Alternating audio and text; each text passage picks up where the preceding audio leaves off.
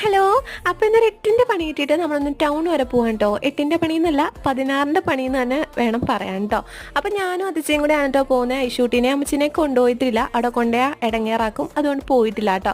അങ്ങനെ ഞങ്ങൾ ഫോൺ കടയിലേക്കാണ് വന്നത്. എൻ്റെ സിം ഒന്ന് ചെറുതായിട്ട് പണി തന്നു, ഫോണിൽ സിം എടുക്കുന്നില്ല.